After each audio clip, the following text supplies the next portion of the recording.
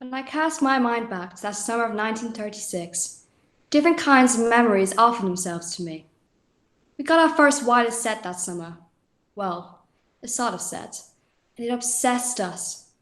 And because it arrived as August was about to begin, my Aunt Maggie, she was the joker of the family, she suggested we give it a name.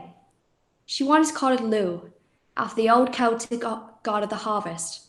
Because in the old days, August the 1st was At Lughnasa, the feast of the pagan god Lugh, and the days and weeks of harvesting that followed were called the Festival of Lughnasa. But Aunt Kate, she was a national school teacher and a very proper woman. She said it would be too sinful to christen an inanimate object with any kind of name, not to call a pagan god. So we just called it Marconi, because that was the name emblazoned on the set. And about 3 weeks before we got that wireless, my mother's brother, Uncle Jack, came home from Africa for the first time ever. For 25 years he had worked in a leper colony there, in a remote village called Rayanga in Uganda. The only time he ever left that village was for about 6 months during the World War I, when he was a chaplain to the British Army in East Africa. And then back to that grim hospice where he worked without a break for a further 18 years. And now, in his early 50s, and in bad health, he had come home to Bellybag, as it turned out, to die. And when I cast my mind back to that summer of 1936, these two memories, of our first wireless and of Father Jack's return, are always linked. So that when I recalled my first shock at Jack's appearance, shrunken and jaundiced with malaria, at the same time, I remember my first delight, indeed my awe, at the sheer magic of that radio. During those Lughnasa weeks of 1936, we were visited on 2 occasions by my father, Jerry Evans. And for the first time in my life, I had a chance to observe him. When are we going to get a decent mirror to see ourselves in? You can see enough to do you. I'm going to throw this old crack thing out. Indeed you're not, Chrissy. I'm the one that broke it, and the only way to avoid 7 years bad luck is to keep on using it. You can see nothing in it. Except more wrinkles. What I think I might do? I think I might stop wearing lipstick. Do you hear this, Maggie? Steady on, girl. Today it's the lipstick, tomorrow it's the gin bottle. I think I just might. As long as Kate's not around. You want to make a pagan of yourself? Far too pale, and the old mousy hair need a bit of colour. What for? What indeed? Make a nice dress, that, wouldn't it? God forgive me. Will you come to Abyssinia? Will you come? Bring your own cup and saucer and a bun. Mussolini will be there with the airplanes in the air. Will you come to Abyssinia? Will you come? Not bad, Maggie, eh? You should be on the stage, Rose. Not a bad bit of leg, Maggie, eh? Rose Mundy, where is your modesty?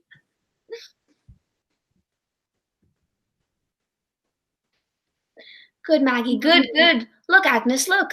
A right pair of pagans, the two of you. Turn on Marconi, Chrissy. I've told you a dozen times, the battery's dead. It is not. It went for me a while ago.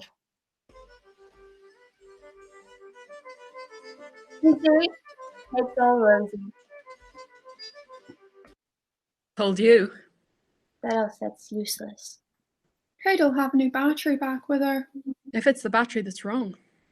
Well, I was in here in Africa, Aggie. Yes. Is there a war there? Yes, I've told you that. But that's not where Father Jack was it? Jack was in Uganda, Rosie. That's a different part of Africa. You know that.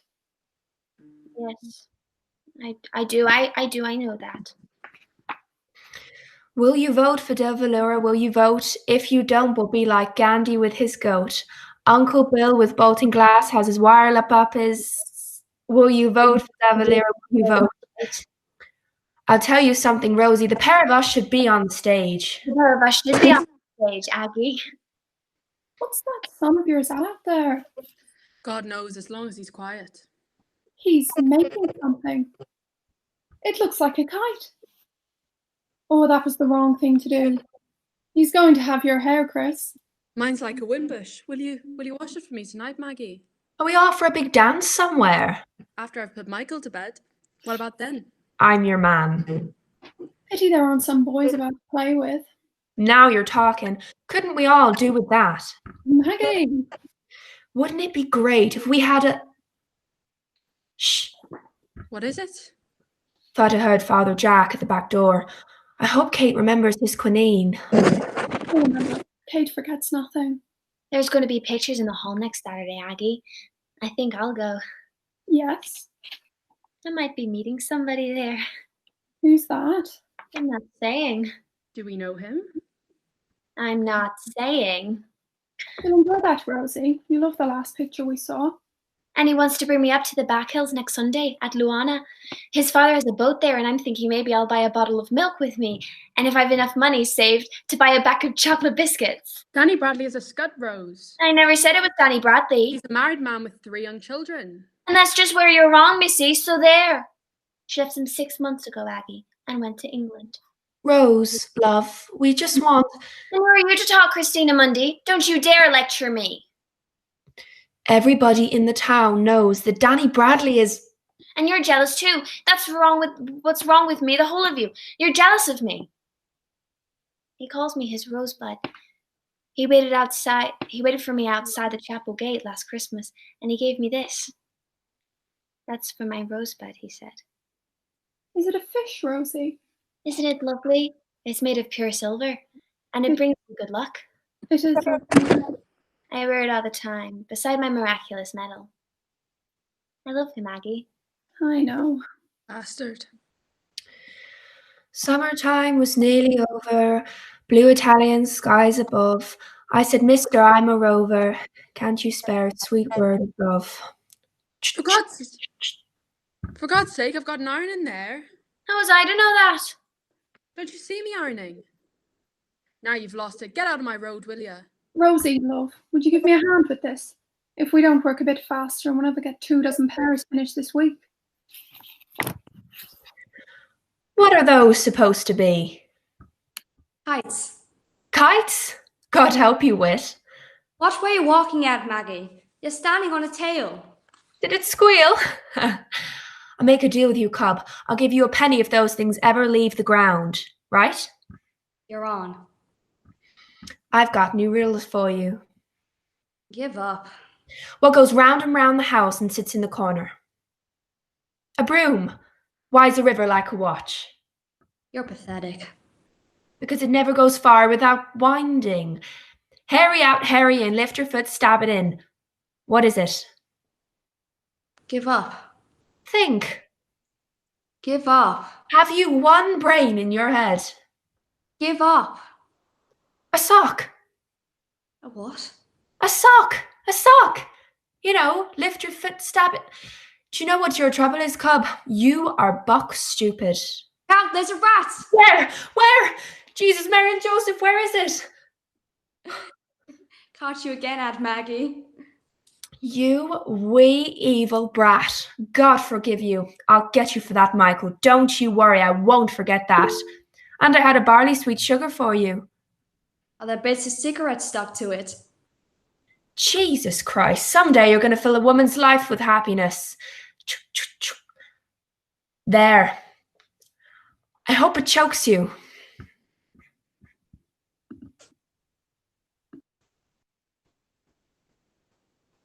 When I saw Uncle Jack for the first time, the reason I was so shocked by his appearance was that I expected, well, I suppose the hero from a schoolboy's book. Once I had seen a photograph of him, radiant and splendid in his officer's uniform. It had fallen out of Aunt Kate's prayer book, and she had snatched it from me before I could study it in detail. It was a picture taken in 1917, when he was a chaplain to the British forces in East Africa, and he looked magnificent. But Aunt Kate had been involved locally in the War of Independence, so Father Jack's brief career in the army was never referred to in that house. And all the same, the wonderful Father Jack of that photo was the image of him that lodged in my mind. But if he was a hero to me, he was a hero and a saint to my mother and to my aunts. And it must have helped my aunts to bear the shame mother brought in the household by having me, as it was called then, out of wedlock. Now that's what I call a busy man. Come here and give your Aunt Kate a big kiss. And what's all this? It's a kite, is it? It's 2 kites.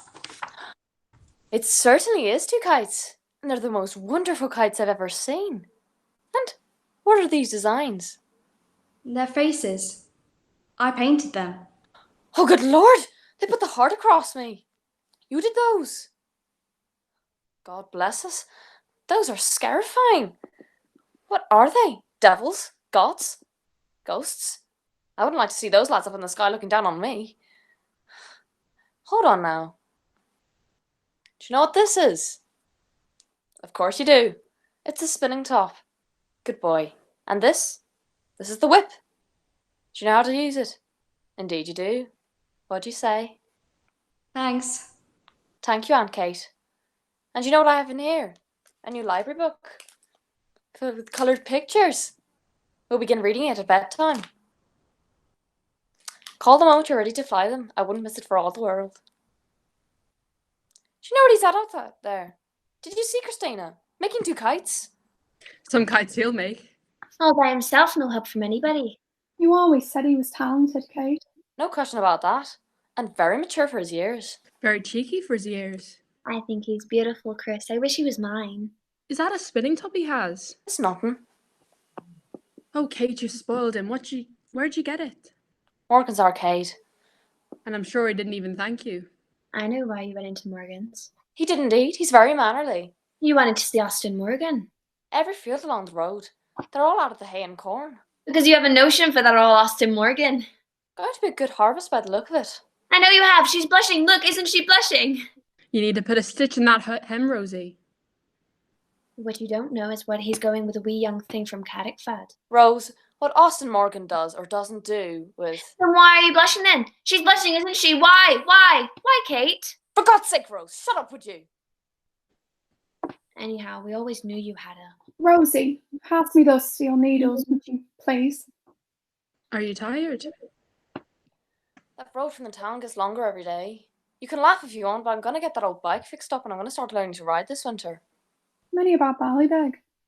Ballybeg's off his head. I'm telling you, everywhere you go, everyone you meet, it's the one topic.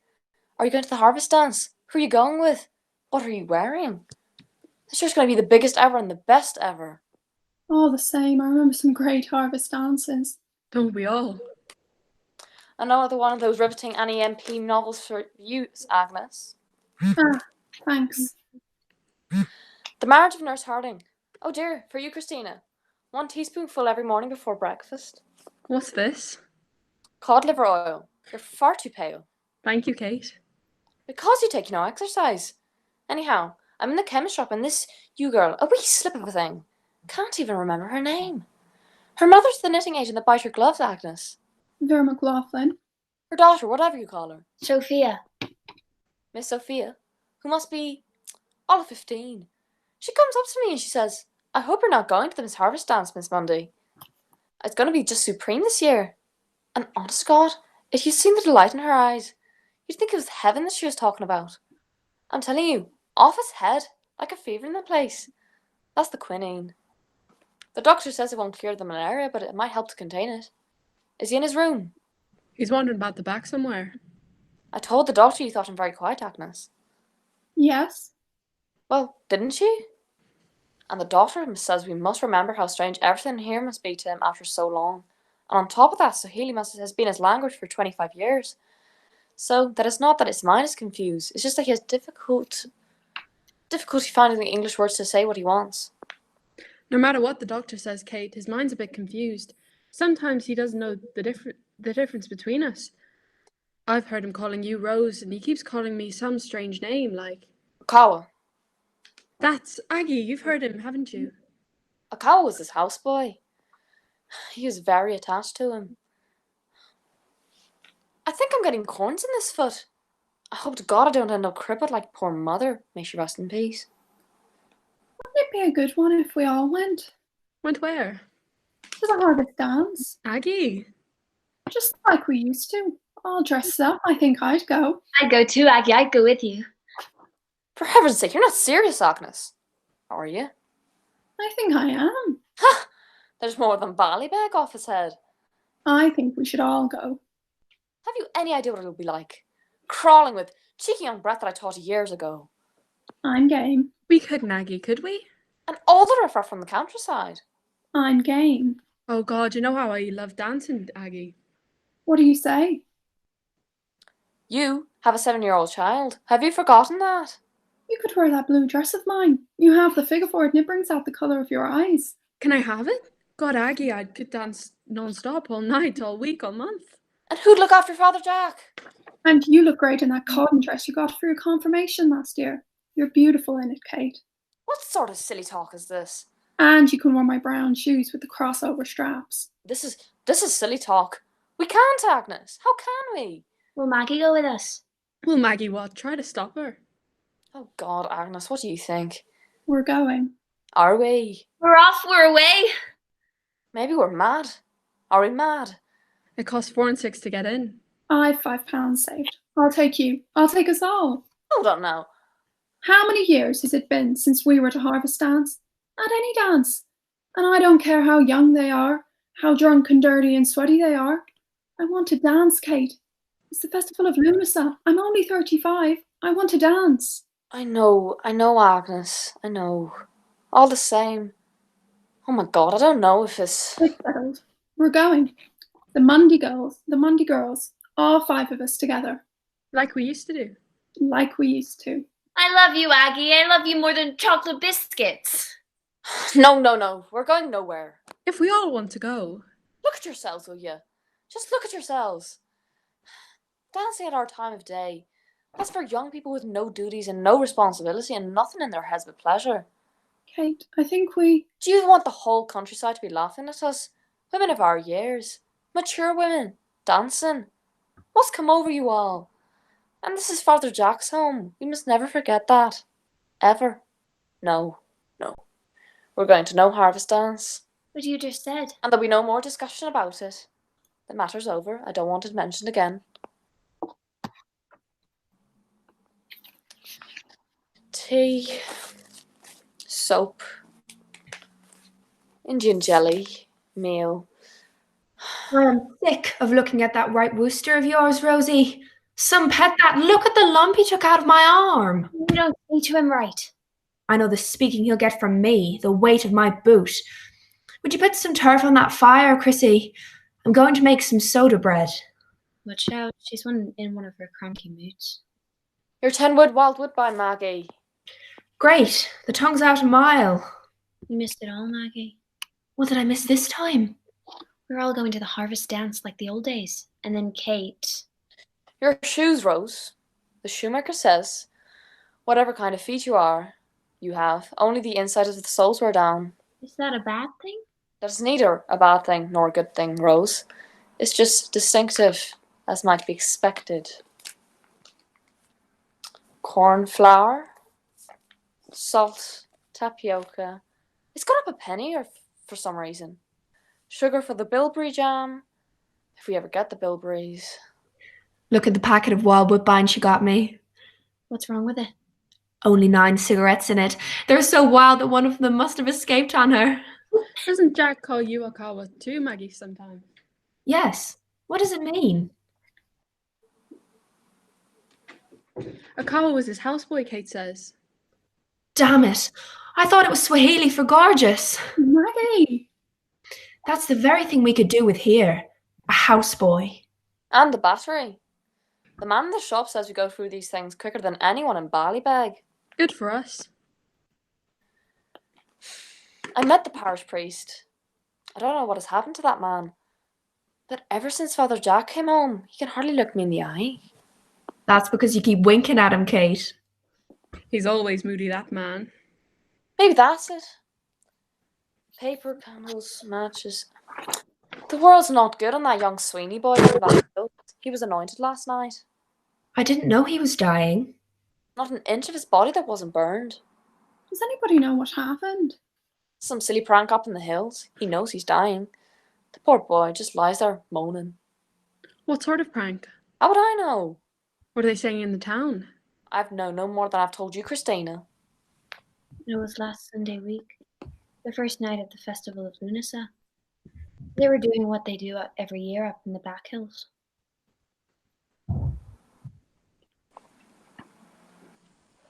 I beg your pardon. Wrong apartment. Forgive me. Come and join us, Jack. May I? You're looking well, Jack. Yes? I expected to enter my bedroom for that. What am I missing? What I require? I had a handkerchief in my pocket, and I think perhaps I... Here's a handkerchief. Thank you. I am grateful. It is so strange. I don't remember the architecture? The planning? Oh, what's the word? The layout. I don't recollect the layout of this home. Scares me. That is strange, isn't it? Thought the front door was there. You walked to the village to buy stores, Agnes? It's Kate. And dozens of people were asking for you. They remember me. Of course they remember you. And when you're feeling stronger, they're going to have a great public welcome for you. Flags, vans, speeches, everything. Why would they do this? Because they're delighted you're home. Yes? Because they're delighted you're home and you're back. I'm afraid I don't remember them. I can name 10 people in Ballybeck now. It'll all come back to you, don't worry. You think so? Yes, it will. Perhaps. I feel the climate's so cold. If you'll forgive me. Why don't you lie down for a while? I may do that.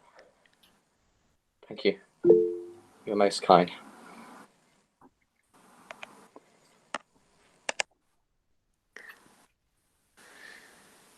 It'll be a slow process, but it'll be fine. Apples, butter, margarine, flour. And wait till you hear. Who did I meet in the post office? Maggie, you're listening to me. Yes. You'll never believe it. Your old pal, Bernie O'Donnell, home from London. First time back in 20 years. Bernie. Absolutely gorgeous. The figure of a girl of 18. Dressed to kill from head to foot. And the hair, as black and as curly as the day she left. I can't tell you. A film star. Bernie O'Donnell. And besides her, two of the most beautiful children you ever laid eyes on. Twins. They'll be 14 next month. And to see the three of them together, like sisters, I'm telling you. Twin girls. Identical. Identical. Nora and Nina. Mother used to say twins were a double blessing. Bernie O'Donnell. Oh my goodness. And wait till you hear. They are pure blonde. Where in the name of God did the blonde hair come from? I asked her.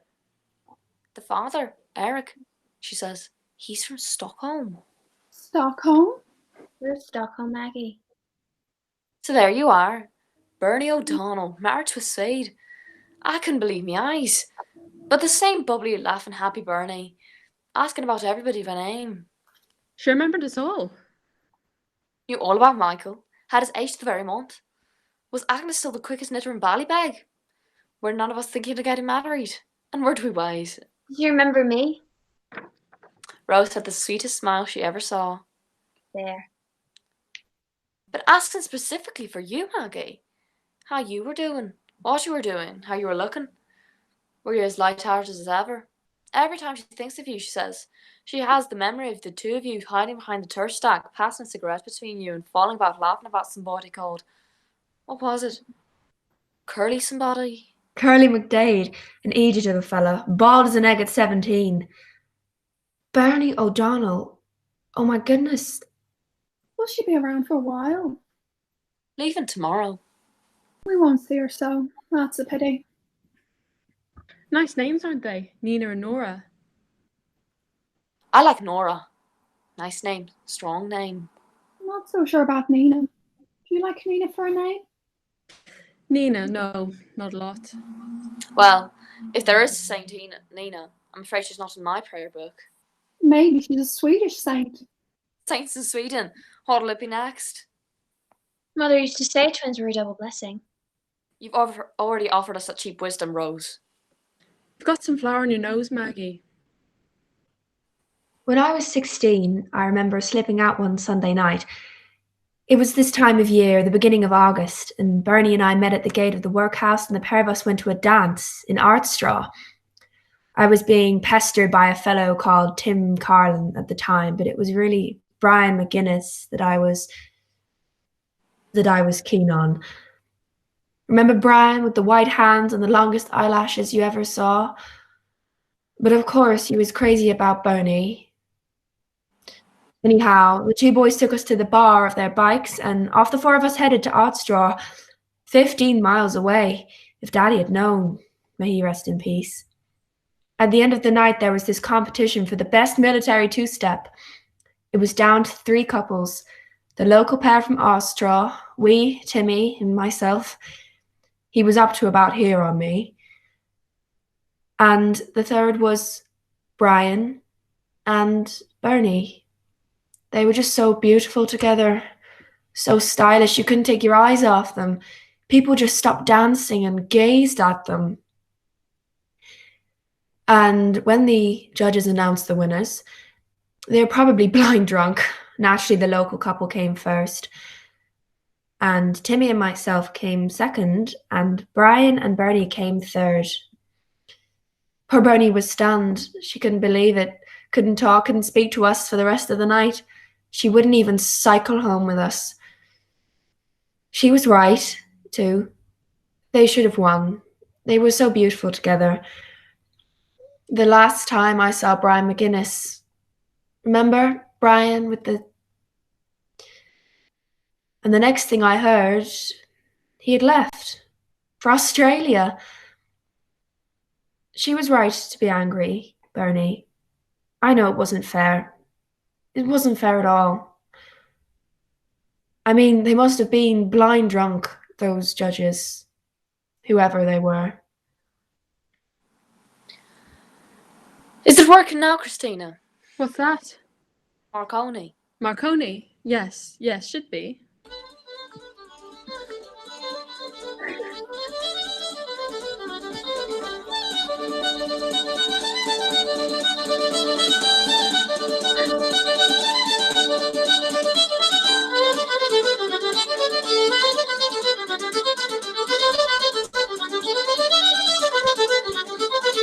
Go on, Chrissy.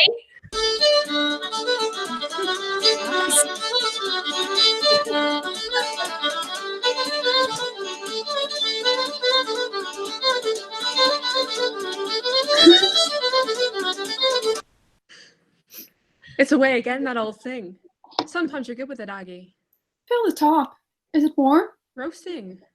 Turn it off till it cools down. Bloody useless said that. No need for that corner boy language, Christina.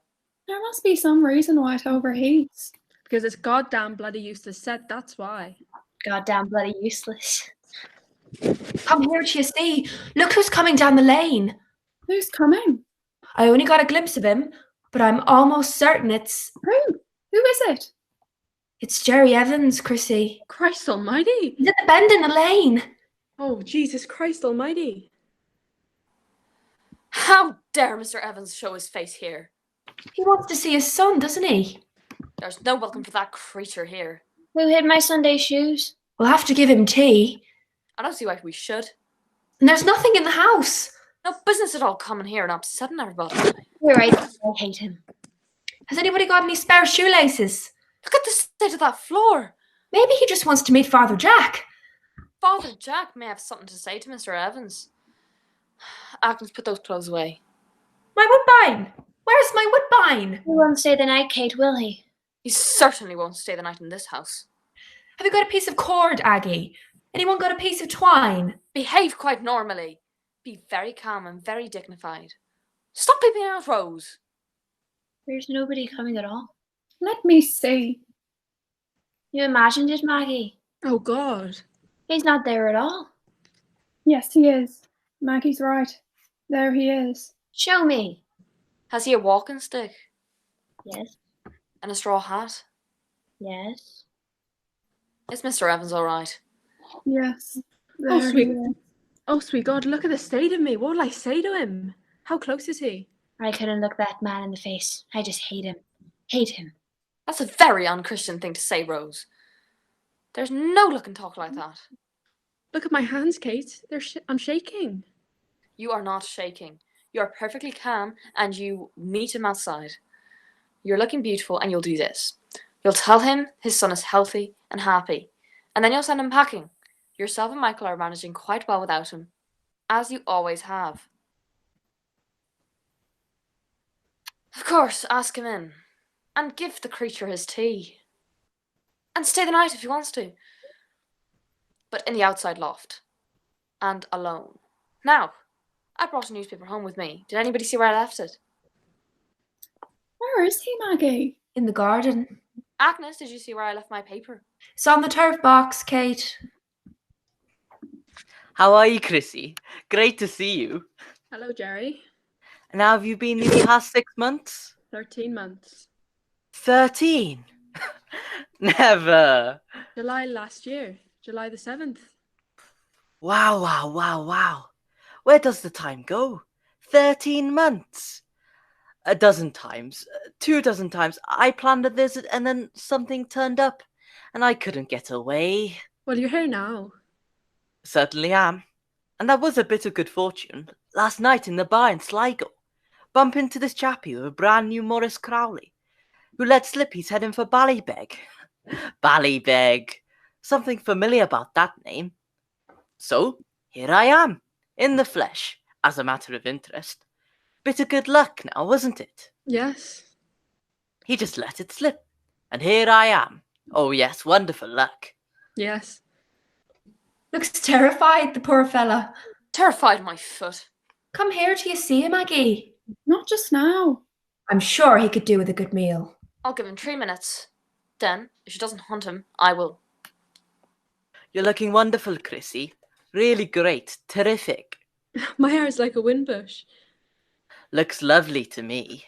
Maggie's going to wash it tonight. And how's Maggie? Fine. And Rose and Kate? Grand. And Agnes? Everyone's well, thanks. Tell her I was asking for her, Agnes.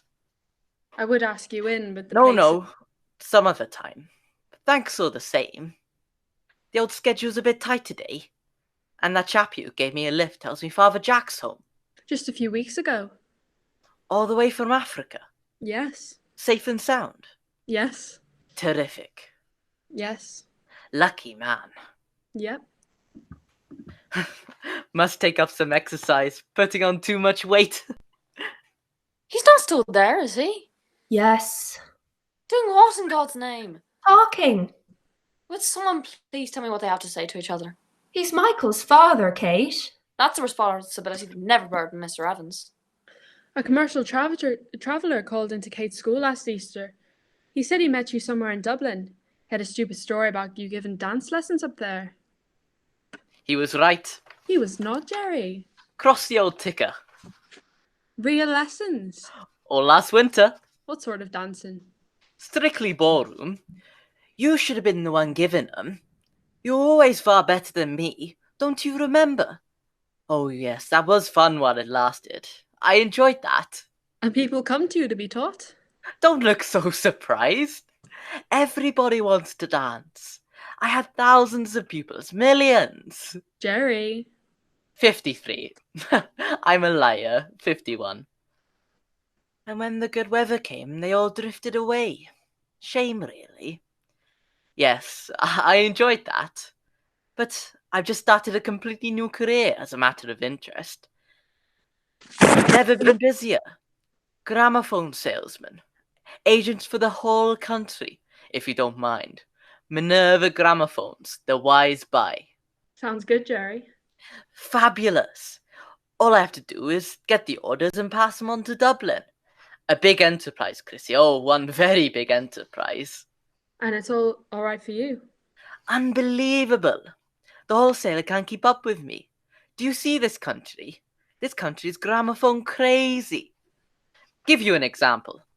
Day before yesterday, just west of Outerard, spotted this house on the top of the hill. Something seemed just right about it, you know? So, up the hill, on my bike, up the lane knocks. Out comes this enormous chappie with red hair. What are you laughing at? Jerry. I promise you. I show him the brochures. We talk for them about 10 minutes. And just like that, he takes 4. 1 for himself and 3 for his married daughters. He took 4 gramophones. 4 brochures. But he'll buy. I promise you'll he'll buy. Tell you this, Chrissy. People thought gramophones would be a thing of the past when radios came in, but they were wrong. In my experience, don't turn around, but he is watching us from behind that bush. Michael. Pretend you don't notice. Just carry on. This all is stuff. He's making kites if you don't mind. Unbelievable. Got a glimpse of him down the foot of the lane. He is just enormous. He's at school, you know. Never. Wow. Since when? Since Christmas, Kate got him in early. Fabulous. And he likes it. He doesn't say much. He loves it. He adores it. They all love school nowadays. And he'd be brilliant at school. I actually intended bringing him something small. No, his aunts have him. Just a token, really. As a matter of interest, I was looking at a bicycle in Kilkenny last Monday. But they only had it in blue, and I thought black might be a bit more, manly. They took my name and all. Call me next time I'm down there. You busy yourself? Oh, the usual housework. Looking after his lordship. Wonderful. Give Agnes and Rose a hand with their knitting, the odd bit of sewing. Pity you don't sell sewing machines. That'd be an idea. Do the 2 jobs together. Make an absolute fortune. You have the most unbelievable business brain, Kirsty. Never met anything like it. What are you laughing at? You should see the way she's looking at him. You'd think he was the biggest toff in the world. Tinker, more likely. Loafer. Wastrel. She knows all that too. 2? That's all there is. Come over to see them, Agnes. Not just now. You never guess what I met on the road out from the town. Talk about good luck. A cow with single horns coming straight from the middle of its forehead. You never did. As God is my judge. Walking along by itself. Nobody near it. Jerry. And as I was passing it, it stopped and looked me straight in the eye. That was no cow you met. That was a unicorn. Go ahead and mock. A unicorn has the body of a horse. This was a cow. A perfectly ordinary brown cow that had a single horn just here. Would I tell you a lie? Go ahead, laugh, but that's what I saw. Wasn't that a spot of good luck? Was it? A cow with a single horn. Oh yes, that must be a good omen. How many cows have you met like it? Thousands. Millions. Stop that! I'm sure it's the only one in Ireland. Maybe the only one in the world. And I met it on the road to Ballybeg. And it winked at me. You never mentioned that. What? That it winked at you. Unbelievable. That's what made it all so mysterious. Oh yes, that must be a fabulous one. Maybe in a week I'm gonna sell a gramophone or 2 after all. But I thought you... Look! A single magpie. That is a bad omen. 1 for sorrow, bang! Missed. Where is my lucky cow? Come back, brown cow, come back. They're not still talking, are they? Laughing. She laughs all the time with him. Do you hear them, Maggie? Yes. Laughing. Absolutely beyond my comprehension. Like so many things, Kate. 2 more minutes and Mr. Evans is going to talk to me. Laughing. Ha! Think you're going away for a while, Chrissy? Where to? But I'll be back to say goodbye first. Are you going home to Wales? Wales isn't my home anymore. My home is, well, Ireland. To Spain, as a matter of interest. Just for a short while. To sell gramophones? Good God, no. You'll never believe this. To do a spot of fighting. With the International Brigade. A company leaves in a few weeks. Bit ridiculous, isn't it? But you know me, old Jerry, when the blood's up. Bang, bang, bang! Missing everybody. Are you serious? Bit surprised myself. As a matter of interest. What do you know about Spain? Not a lot. A little. Enough, maybe. Yes, I know enough. And I thought I should try my hand at something worthy for a change. Give Evans a big cause and he won't let you down. It's only everyday stuff he's not so successful at. Anyhow, I've still to enlist. He's still watching us. He thinks we don't see him. I wouldn't mind talking to him. He's a bit shy. Naturally. And I'm a stranger to him, practically. Does he know my name? Of course he knows your name. Good. Thanks. Well, maybe not so good. He's a very handsome child, with your eyes. Lucky boy. Good for you, Aggie. What'd you do to it? I didn't touch it. Turn that thing off, Maggie, would you?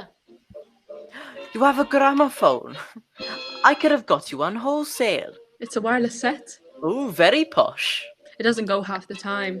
Aggie says it's a heap of junk. I know nothing about radios, but I'll take a look for you. Some If other it- time. When you come back. And Agnes as well. Fine, fine. Of all your sisters, Agnes doesn't seem to object to me the least.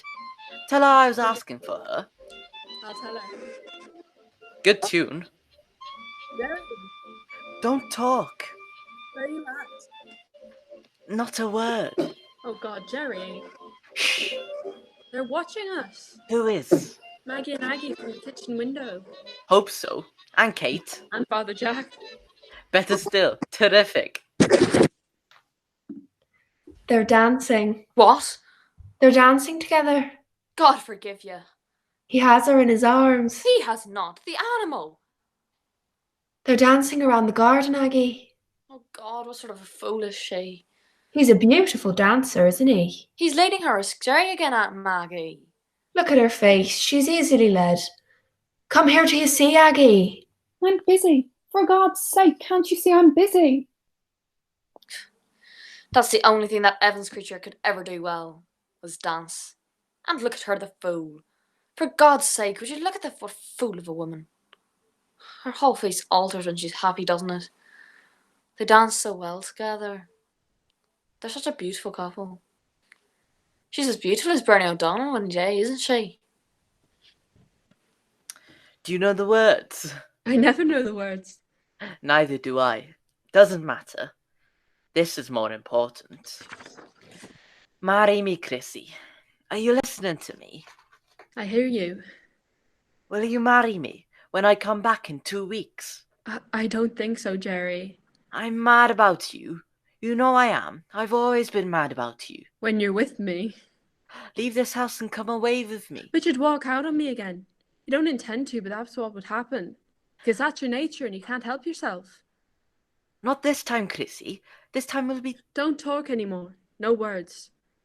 Just dance me down the lane and then you'll leave. Believe me, Chrissy. This time, the omens are terrific. The omens are unbelievable this time. They're away. Dancing. Whatever's wrong with it, that's all it seems to last. A few minutes at a time. Something with the way it heats up. We probably won't see Mr. Evans again for another year, until the humour suddenly takes him again. He has a Christian name. And in the meantime, it's Christina's heart that gets crushed again. That's what I mind. But what really infuriates me is that the creature has no sense of ordinary duty. Does he ever know or wonder how she clothes and feeds Michael? Does he ask her? Does he care? Going out to get my head cleared. Bit of a headache all day. Seems to me the beasts of the field have more concern for their young than that creature has. You ever listen to yourself, Kate?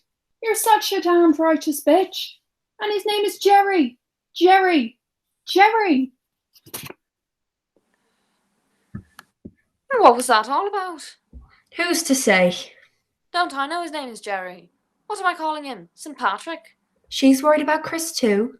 You see, that's what a creature like Mr. Evans does. Appears out of nowhere and suddenly poisons the atmosphere in the whole house. God forgive the bastard. There. God forgive me. That's what I mean. 'Twas on the Isle of Capri that he found her, beneath the shade of an old walnut tree. Oh, I can still see the flowers blooming around her where they met on the Isle of Capri. If you knew your prayers as well as you knew those old pagan songs. She's right. I am a righteous bitch, aren't I? She was as sweet as a rose at dawning, but somehow fate hadn't meant it to be. And though he sailed with the tide of the morning, still his heart's in the Isle of Capri. Now, who's for a foxtrot? You work hard at your job. You try to keep the home together. You perform your duties as best as you can. Because you believe in your responsibilities and obligations in good order. And then suddenly you realise that air cracks are appearing everywhere. That control is slipping away. The whole thing is so fragile that it can't be held together much longer. It's all about to collapse, Maggie. Nothing's about to collapse, Kate. This young Sweeney boy from the back hills. The boy who was anointed. His trousers didn't catch fire, as Rose said. They were doing some devilish things with that goat. Some sort of sacrifice for the Lughnasa festival. And Sweeney was so drunk that he toppled into the middle of the bonfire. Don't know why that came into my head. Kate? And Mr. Evans is off again for another 12 months, and next week or the week after, Christine will collapse into one of her depressions. Remember last winter? All that sobbing and lamenting in the middle of the night. I don't think I could go through that all again. The doctor says he doesn't think Father Jack's mind is confused, but that his superiors probably had no choice but to send him home. Whatever he means by that, Maggie. And the parish priest did talk to me today. He said the numbers in the school are falling, and that there may not be a job for me after the summer. But the numbers aren't falling, Maggie. Why is he telling me lies? Why does he want to get rid of me? Why has he never come to visit Father Jack? If he gives me a push, all 5 of us will be at home together all day long. We can spend the day dancing to Marconi. But what worries me most of all is Rose. If I died, if I lost my job, if this house were broken up, what would become of our Rosie? Shh. I must put my trust in God, Maggie, mustn't I? He'll look after her, won't he? You believe that, Maggie, don't you? Kate, my love. I believe that too. I believe that. I do believe that. Well, now you've had a good look at him. What do you think of him? Do you remember him? I never saw him. Shh, you did. 5 or 6 times. You've forgotten.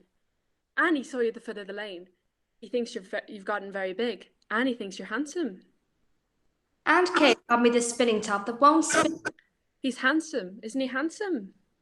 Give up. I'll tell you a secret the others aren't to know. He's got a great new job. And he's wonderful at it. What does he do? Shh.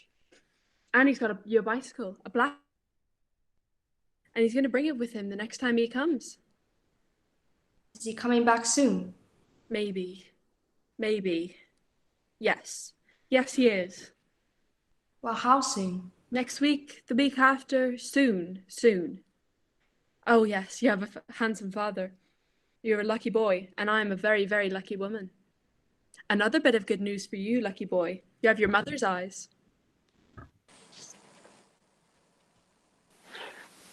If anybody's looking for me, I'll be down at the bank of the river for the rest of the...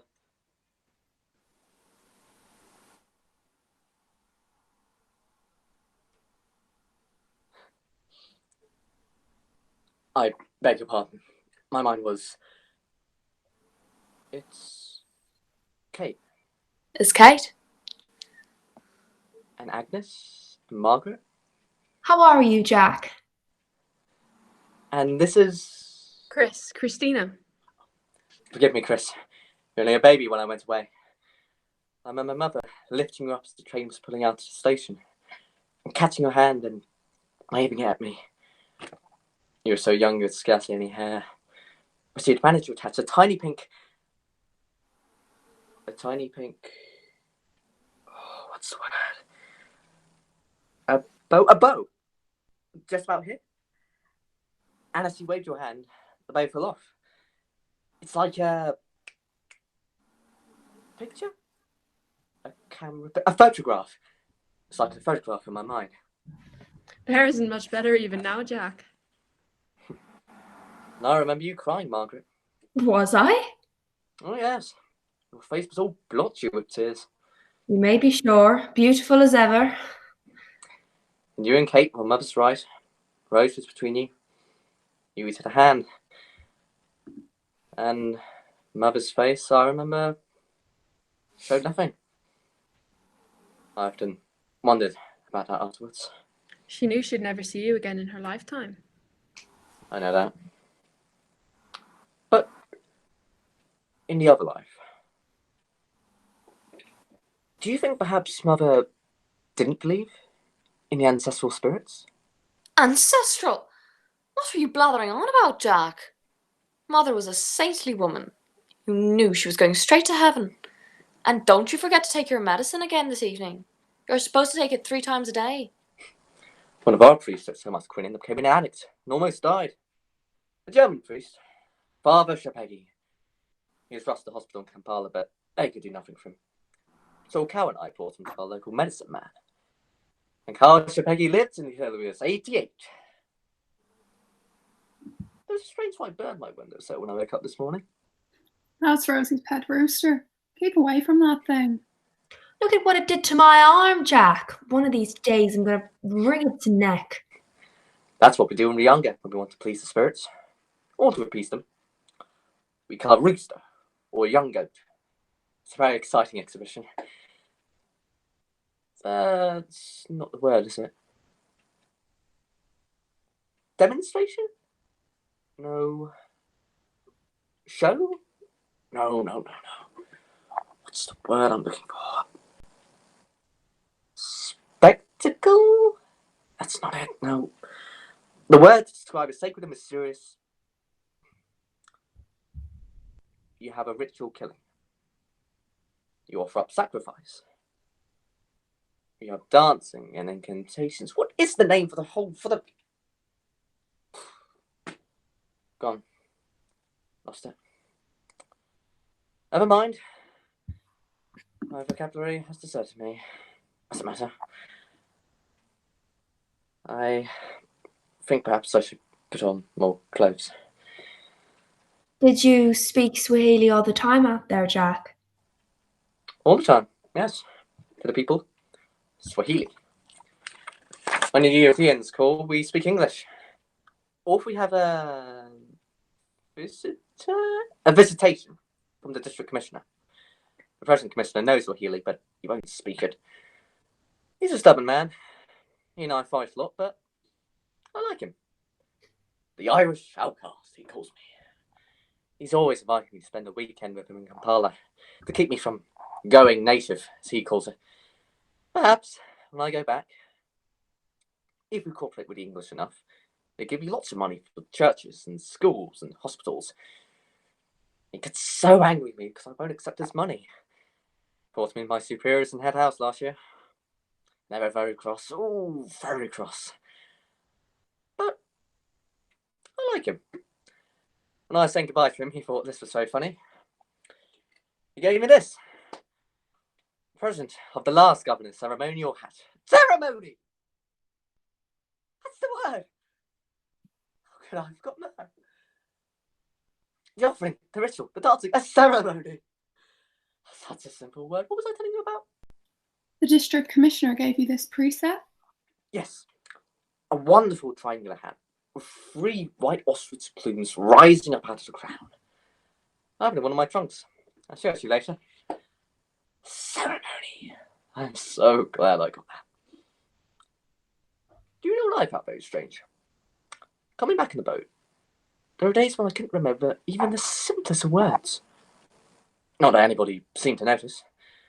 You can always point, Margaret, can't you? Or make signs. Or make signs. Or dance.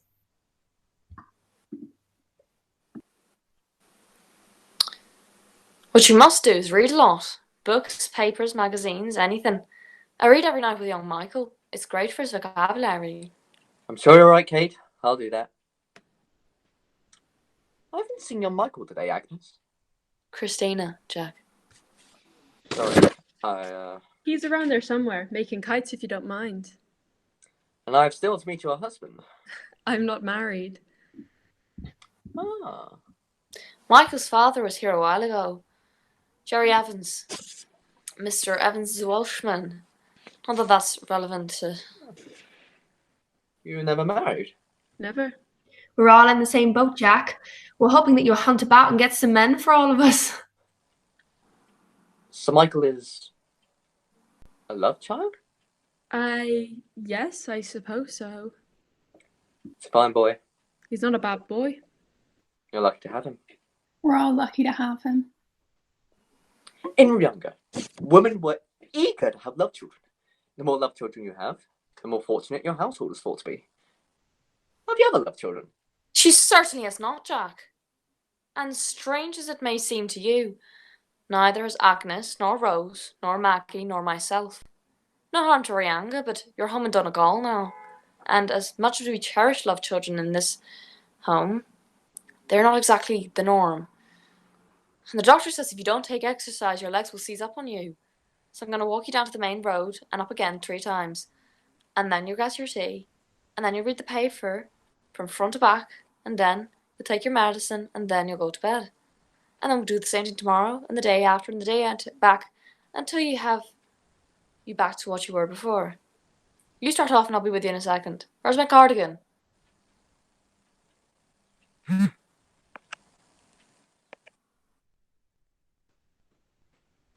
Some of Aunt Kate's forebodings weren't all that inaccurate. Indeed, some of them were fulfilled before the festival of Lughnasa was over.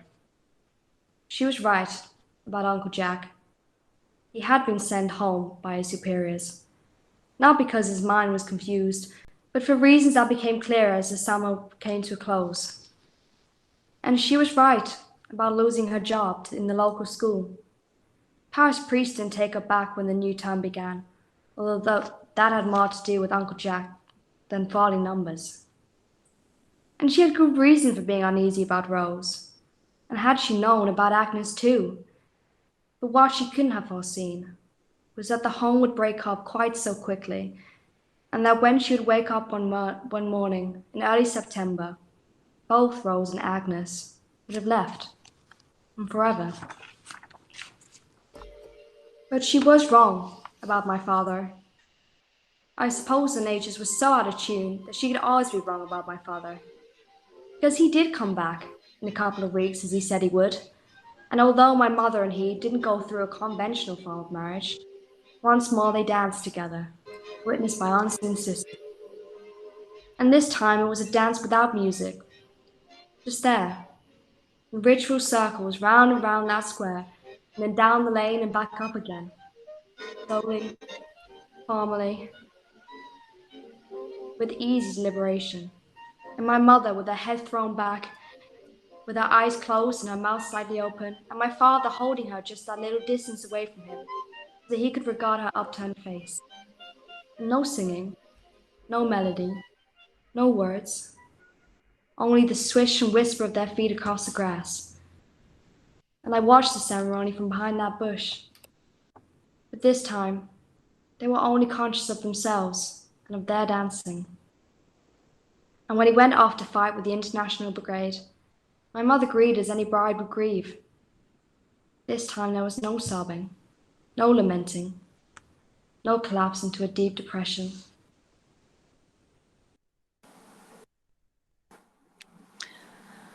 We'll leave these back where we found them, Jack. And they aren't ours. They belong to the child. Now, we'll go for our walk.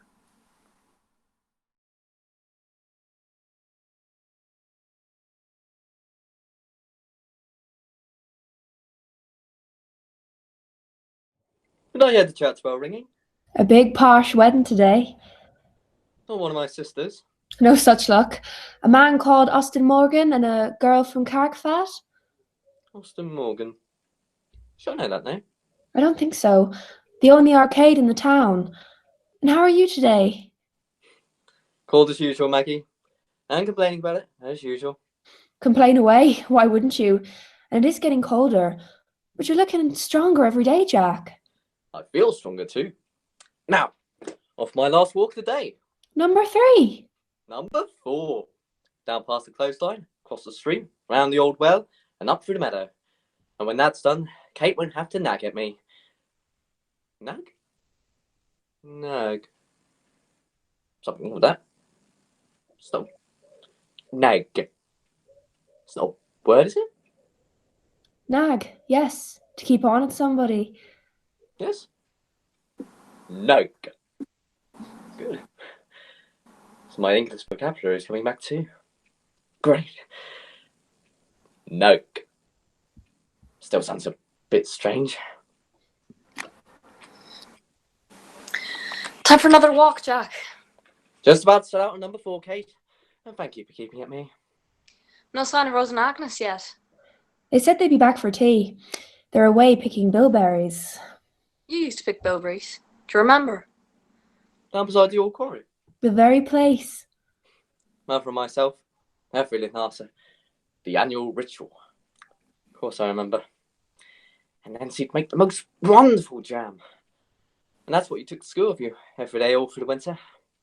A piece of soda bread and bilberry jam. But no butter. Except on special occasions when you got scones. And for some reason they were always buttered. I must walk down to the old quarry one of these days.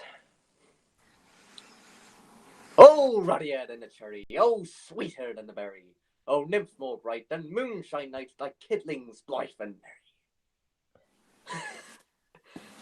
Where did that come from? You see, Kate, it's all coming back to me. So you'll begin St. Mass again? Yes, indeed. Here, in the house. Why not? Perhaps I'll start next Monday. The neighbours will join us, won't they? They surely would. A lot of them have been asking me already. I'll let them know. I wouldn't worry about that. Work gets about very quickly. What Okawa does, you know Okawa, don't you? You're a houseboy. My friend, my mentor, my counsellor, and yes, my houseboy as well. Anyway, Okawa summons our people by striking a huge iron gong. Did you hear that wedding bell this morning, Kate? Yes. Well, Okawa's gong carries 4 times as large as that. But it's one of the biggest ceremonies. He'll spend a whole day going around all the neighbouring villages, blowing on this enormous flute he made himself. And they all meet in your church. When we had a church. Now we go from the common, in the middle of the village. It's an important ceremony. You would have to 300 or 400 people. All gathered together for Mass? Maybe. Or maybe to offer sacrifice to Obi, our great goddess of the earth, so that the crops will flourish. Or maybe to get in touch with our departed fathers, to ask for their advice and wisdom. Or maybe to thank the spirits of our tribe, they have been good to us. Or to appease them if they're angry. I complain to Okawa that our calendar of ceremonies gets full every year. Now at this time of the year over there, at the Ugandan harvest time, we have 2 very wonderful ceremonies. The Festival of the New Yam and the Festival of the Sweet Cassava. And they're both dedicated to our great goddess, Obi. But these aren't Christian ceremonies, are they? Oh, no. The Ryangans have always been faithful to their own beliefs, like the 2 festivals I'm telling you about. They have very special, really magnificent ceremonies. I haven't described those 2 festivals to you before, have I? Not to me. Well, they begin very formally, very solemnly. The ritual sacrifice of a fowl or a goat or calf down at the bank of the river. Then the ceremonial cutting and anointing of the first yams and the first cassava. And we pass these round in huge wooden bowls.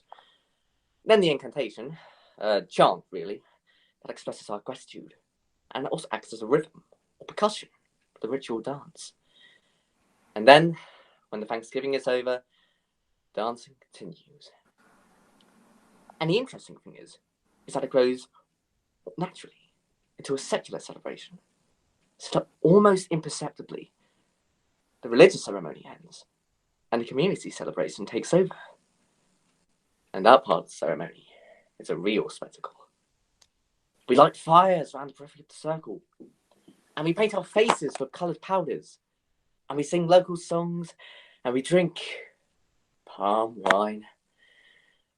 And then we dance. And dance. And dance. Men, women, children. Most of them lepers. Many of them with misshapen limbs, with missing limbs. Dancing, believe it or not, for days on end. It's the most wonderful sight you've ever seen. That palm wine. They dole it out in horns. You lose all sense of time. Oh yes. The Youngans are a remarkable people.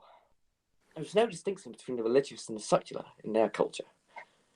And of course, the capacity for fun, for laughing, for practical jokes. They've such open hearts. Some respects are not unlike us. You'd love them, Maggie. You should come back with me. How did I get into all that? You must stop me telling these long stories. Right. Exercise time. I'll be back in 10 minutes. Last week, it only took me half an hour to do number 4. You've done a great job for me, Kate. So please, do keep nagging at me. I told ya. You wouldn't believe me, I told ya. Shh. What do you think? He's not back a month yet. Yesterday, I heard about their medicine man who brought a woman back from the dead. He needs more time. And this morning, it was the spirits of the tribe. And when I mentioned mass to him, you saw how he dodged about. He said he'd say mass next Monday, Kate. No, he won't. You know he won't. He's changed, Maggie. In another month, he'll be... Completely changed. He's not our Jack at all. And it's what he's changed into that frightens me. And you leave on Saturday? First tide. How long will you be away? As long as it takes to sort the place out. Seriously, Jerry? Maybe a couple of months. Everybody says it'd be over by Christmas. They always say it's going to be over by Christmas. I still don't know why you're going. Not so sure I know either. Who wants a salesman that can't sell? And there's bound to be something right about the cause, isn't there? And it's somewhere to go, isn't it? Maybe that's the important thing for a man, a named destination. Democracy, Ballybeg, heaven. Women's illusions aren't so easily satisfied. They make better drifters. Anyhow, he held out a pen to sign me on the dotted line. It was only when I was writing my name that I glanced over the lectern and I saw the box. What box? He was standing on the box. The chappie was a midget. Jerry. No bigger than 3 feet. Jerry, I... Promise you. And when you were having a drink afterwards, he told me that he was invaluable to the brigade because he was a master disguising himself. Jerry Evans, you are. Look, let's go down to the old well. We're going nowhere. Come inside and take a look at this wireless. It stops and starts whenever it feels like it. I told you I know nothing about radios. I've said you're a genius at them. Chrissy, I don't even know how to... You can try, can't you? Come on, Michael missed it badly. You should see Jack striding through the meadow. He looks like a new man. Were you talking to him? He wants me to swap... He wants to do a swap with me.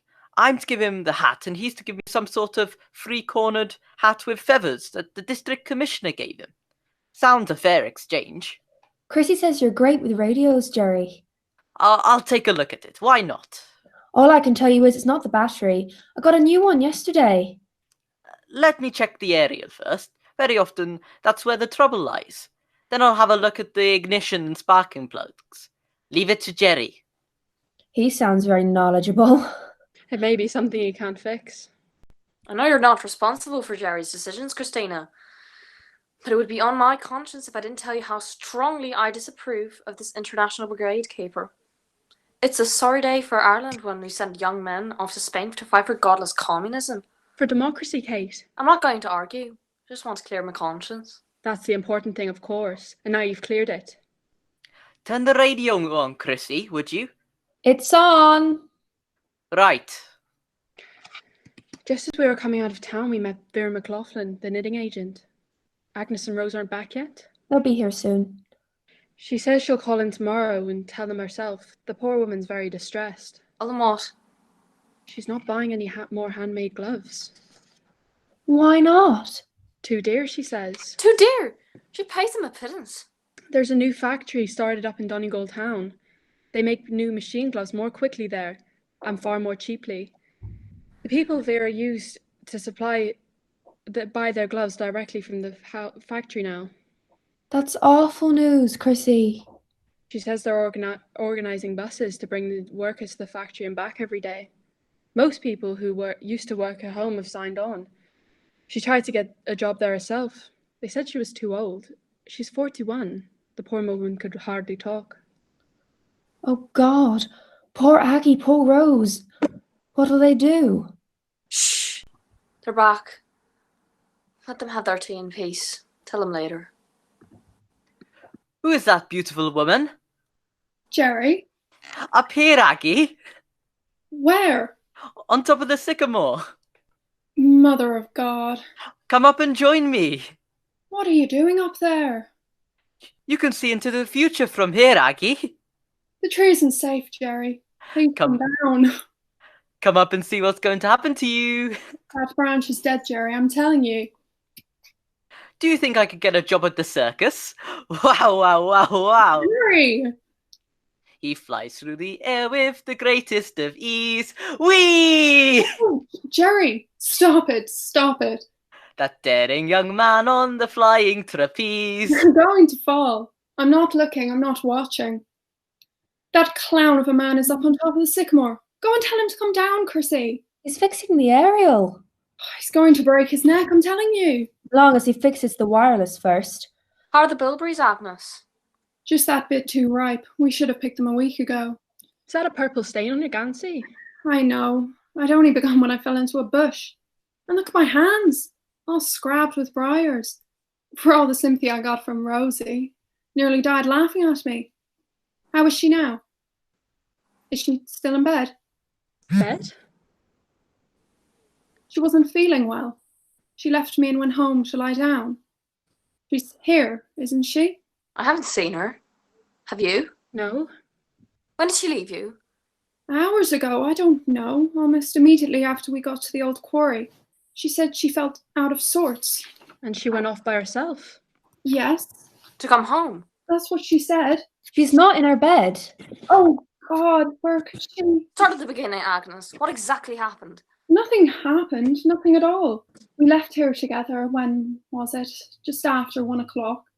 That means she's been missing for over 3 hours. We walked together to the quarry. She was chatting away as usual. I had my 2 buckets and she had... Go on, go on. And just after we got there, she said she wasn't feeling well. I told her not to bother about the bilberries, just to sit in the sun, and that's what she did. For how long? I don't know, 5, 10 minutes, and then I fell into the bush, and that was when she laughed. And then she said, I've forgotten what she said. Something about a headache and her stomach being sick, and she'd go home and sleep for a while. You're sure she's not in her bed? Then what?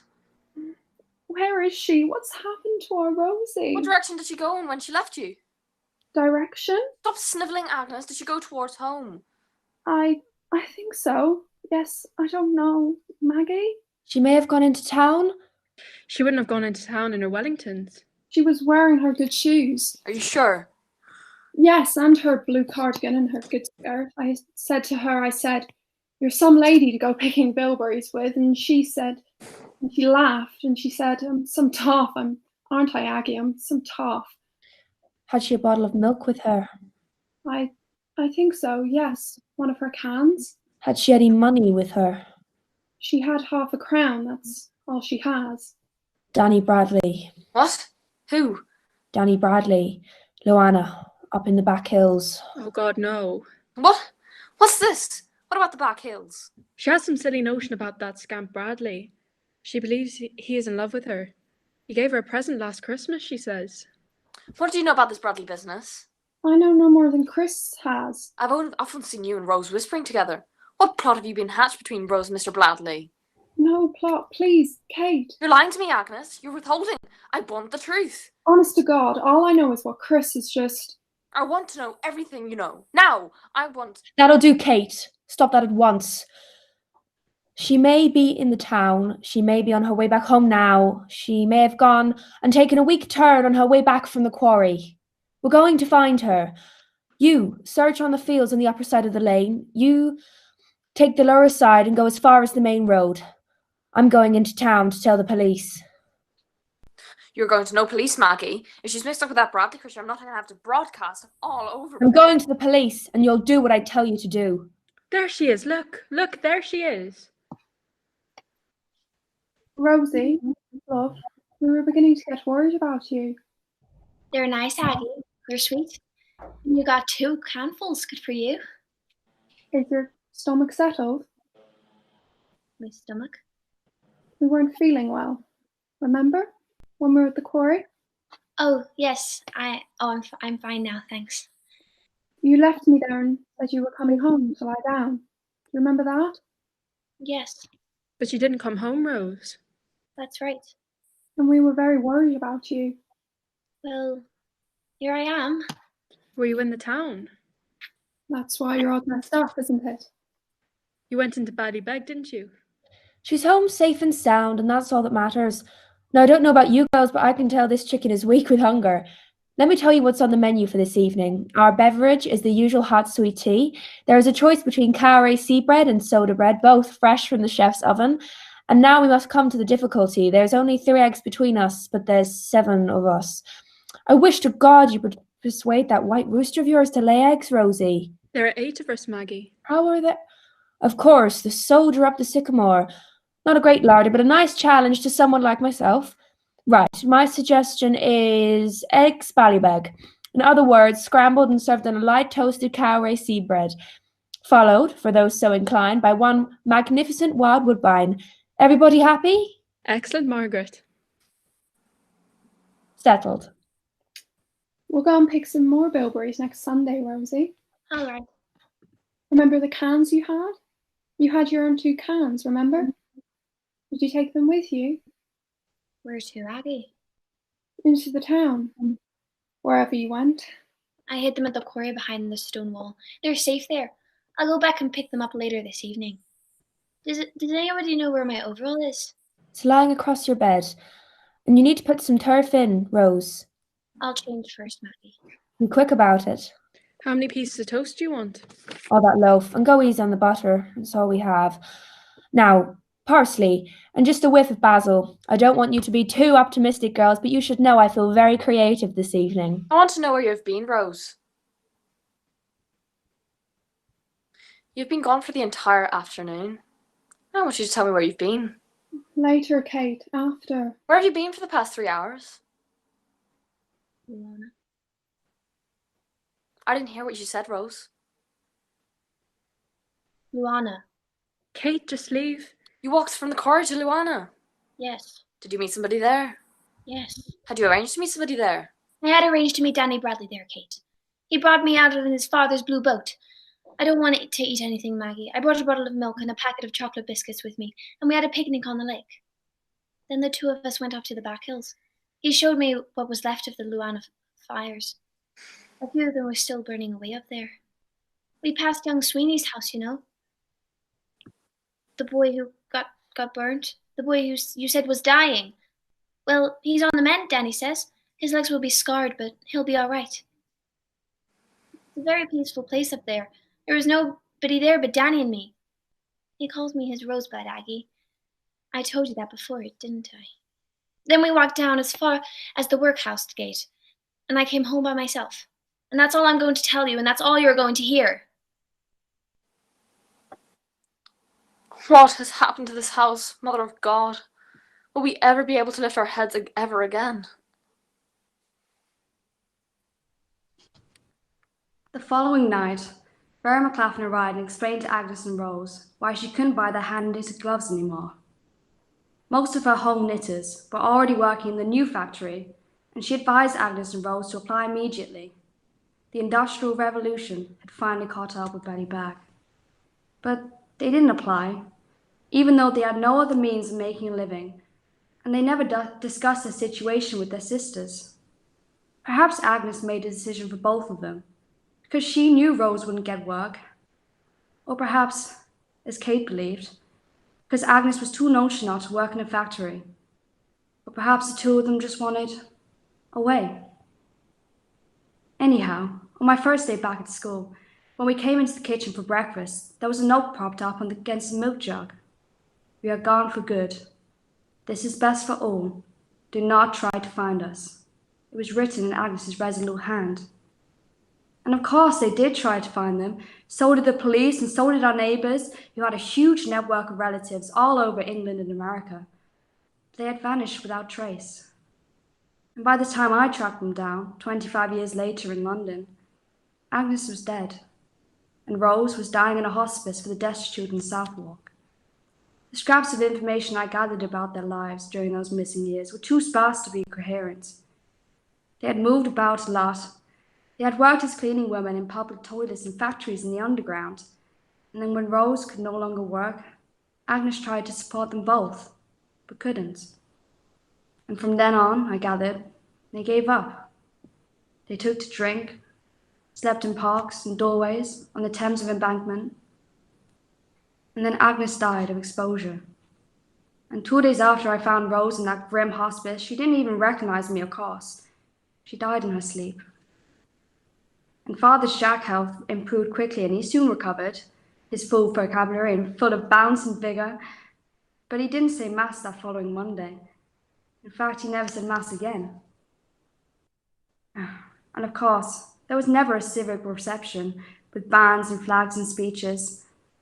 But he never lost his determination to return to Uganda, and he still talked passionately about his life with the leopards there. And each new anecdote contained more revelations, and each new revelation startled, shocked, stunned poor Kate, until finally she hit on a phrase that appeased her. His own distinctive spiritual search, leaping around a fire and offering a little hen to Uka or Ito, or whoever is not religion as I taught it, and indeed know it, she would say with a defiant toss of her head. But then Jack must make his own distinctive search. And when he died suddenly of a heart attack, within a year of his homecoming, on the very eve of the following At Lughnasa, my mother and Maggie mourned him sorely. But for months Kate was inconsolable. My father had sailed to Spain for that Saturday. The last I saw of him was dancing down the lane in imitation of Fred Astaire, swinging his walking stick. Uncle Jack's ceremony tricon at a jaunty angle over his left eye. And when he got to the main road, he stopped and turned and with both his hands blew a dozen theatrical kisses back to Mother and me. And he was wounded in Barcelona. He fell off his motorbike. So that was that for the rest of his life, and he walked with a limp. The limp wasn't disabling, but it did put an end to his dancing days. And that really distressed him. Even the role of main veteran, which he loved, could never compensate for that. And he still visited us occasionally, perhaps once a year. Each time he was on the brink of a new career, and each time he proposed to my mother and promised me a new bike. And then the war came in 1939, and his visits became more infrequent. And finally, he stopped coming altogether. Sometime in the mid-50s, I got a letter from a tiny village in south of Wales, a curt note from a young man of my own age, and also called Michael Evans. He had found my name and address among the belonging of his father, Jerry Evans. He introduced himself as my half-brother, and he wanted me to know that Jerry Evans, the father we shared, had died peacefully in the family home that previous week. Throughout his final illness, he was nursed by his wife and his 3 grown children, who all lived and worked in the village. But my mother never knew of that letter.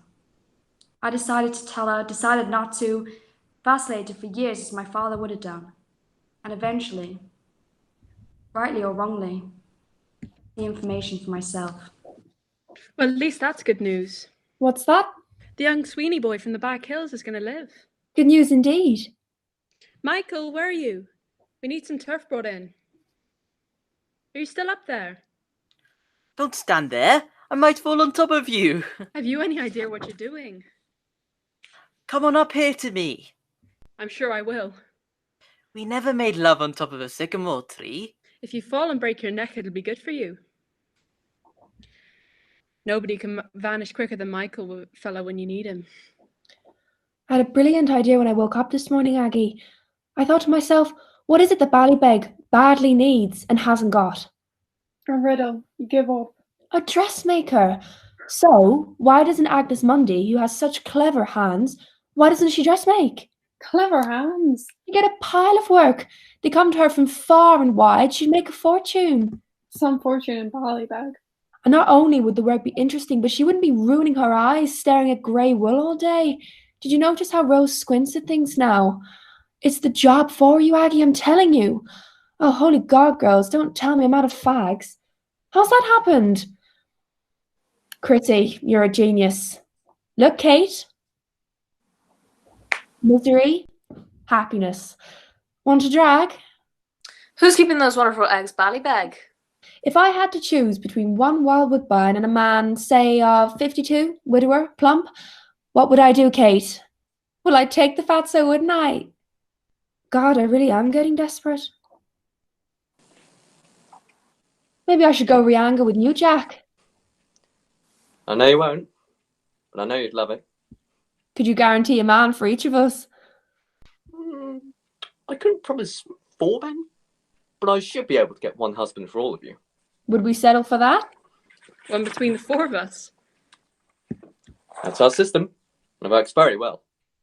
One of you will be his principal wife, and live with him in his largest hut. That'll be you, Kate. Stop that, Maggie. And the other 3 of you could keep on his enclosure. It'll be like living on the same small farm. Snug enough, girls, isn't it? And what sort of duties would we have? Cooking, sewing, helping with the crops, washing, the usual housekeeping tasks. Sure, that's what we do anyway. And looking after his children. That he'd have by Kate. Maggie! Why, all 4 of you. What's so efficient about that system is that the husband and his wives, his children, make up a small commune where everybody helps everybody else and cares for them. I'm completely in favour of it. It may be efficient and you may be in favour of it, Jack, but I don't think it's what Pope Pius XI considers to be the holy sacrament of matrimony. And it might be better for you if you just paid a bit more attention to our Holy Father and a bit less to the great goddess Iggy. Listen. We have hens there too, Jack. Oh, well, a run of hens. Don't dismiss it, girls. It has its points. Would you begin, Kate? Would you give my head peace, Maggie? Very, how's it going? Tell me this, Jack. What's the Swahili for? Chuk, chuk, chuk, chuk, chuk. You'd love to climb it too, Kate. I'm not listening to a word you're saying. Well, any good? Listen. Ah, leave it to the expert. Oh, I have something for you, Jerry. What's that? The plumed hat. A ceremonial hat. Remember? We agreed to swap. We'll be in a second. Good work, Jerry. Thought it might be the aerial. That's the end of your troubles. Dance with me, Agnes. Have a bit of sense, Jerry Evans. Dance with me, please, come on. Dance with him, Aggie. In olden times, a glimpse of stocking was looked on as something shocking. Give me your hand. Go on, Aggie. Who wants to dance at this time of... Anything goes. Good authors too. Who once knew better words now only use 4-letter words writing prose. Anything goes. If driving fast cars you like, if low bars you like, if old hymns you like, if bare limbs you like, if Mae West you like, or me undressed you like, why nobody will oppose. When every night the set that's smart is intruding in nudist parties in studios. Anything goes. You're a great dancer, Aggie. No, I'm not. You're a superb dancer. No, I'm not. You should be a professional dancer. Too late for that. You could teach dancing in Ballybeg. That's all they need. Maybe it is. There you are, safe and sound. I wish to God I could dance like you, Aggie. I haven't a breath. Doesn't she dance elegantly? Always did, our Aggie. Unbelievable.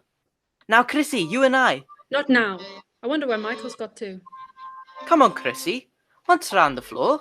Not now, I said. Are you thick? I'll dance with you, Jerry. Do you want to see some real class? Certainly do, Maggie. Stand back there, girls. Shirley Temple needs a lot of space. Wow, wow, wow, wow, wow. Hold me close, Jerry. These low legs aren't too reliable. In olden times, a glimpse of stocking was looked on as something shocking, but now... Sick of that damn thing. What's happened?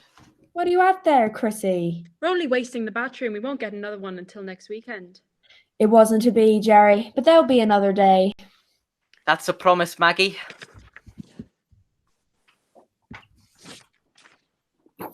Rosie. What is it, Rosie? I think our rooster's dead. Oh, Rosie. Did he get at the hens? Was the door left open? They're all right, they're safe. That's itself.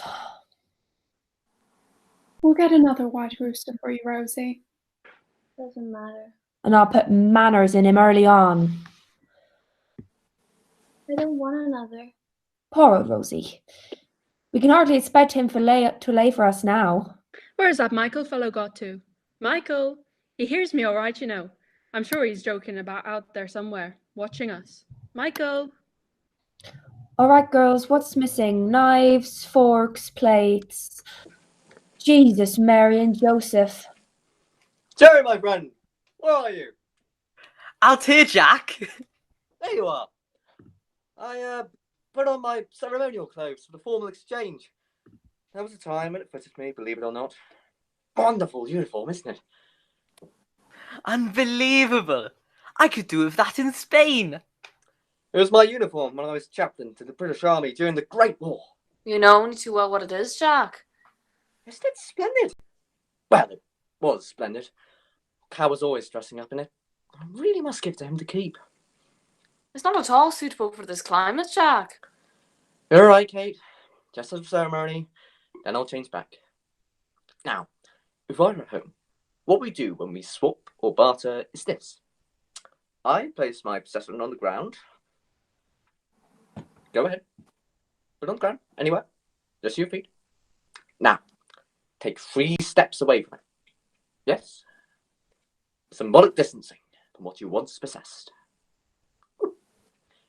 Now, turn around once, like this. Yes, complete circle.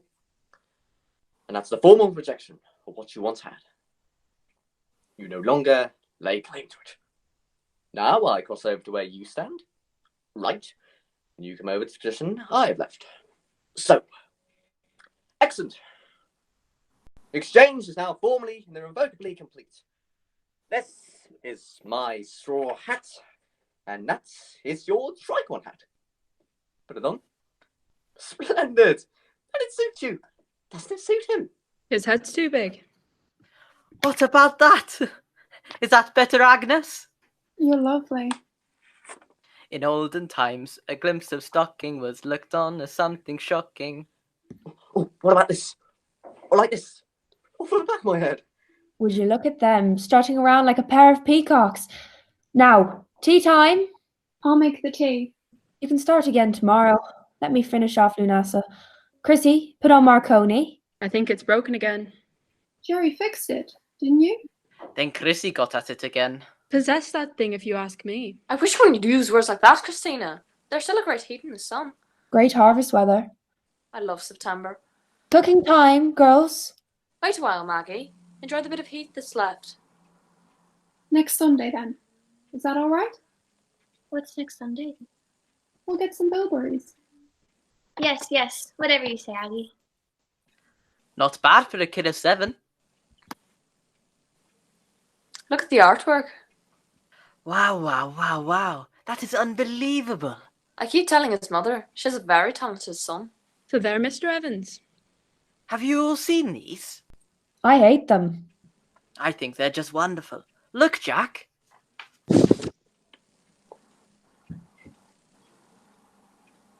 Michael, he always vanishes when there's work to be done. Got a riddle for you.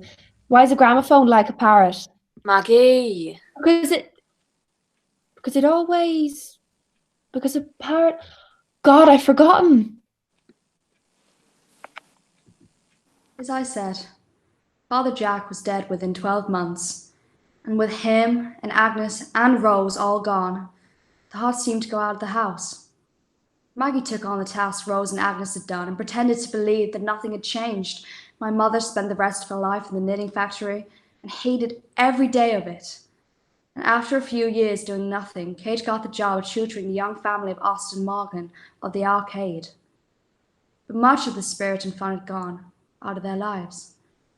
And when my time came to finally go away, in the selfish way of young men, I was happy to escape.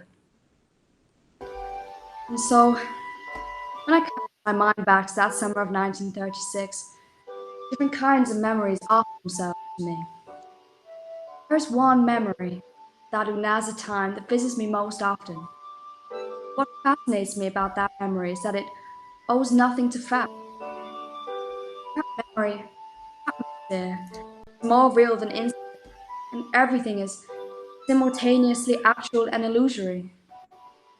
Aye, that memory too, the air of nostalgia with the music of the 30s, drifts in somewhere, far away. A mirage, a dream music that is both heard and imagined. It seems to be both itself and its own echo. It sounds so alluring and so mesmeric that the afternoon is bewitched, maybe haunted by it.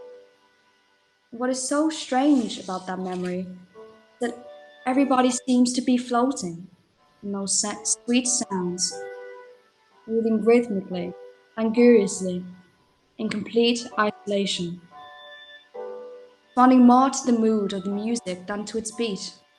When I remember it, I think of it as dancing. Dancing with eyes half closed because to open them would break the spell. Dancing as if language has surrendered to movement, as if this ritual, this wordless ceremony, was now the way to speak, to whisper private and sacred things, to be in touch with some otherness. Dancing as if the very heart of life and its hopes might be found in those assuring notes and those hushed rhythms and in those silent and hypnotic movements. Dancing as if language no longer exists, because words were no longer necessary.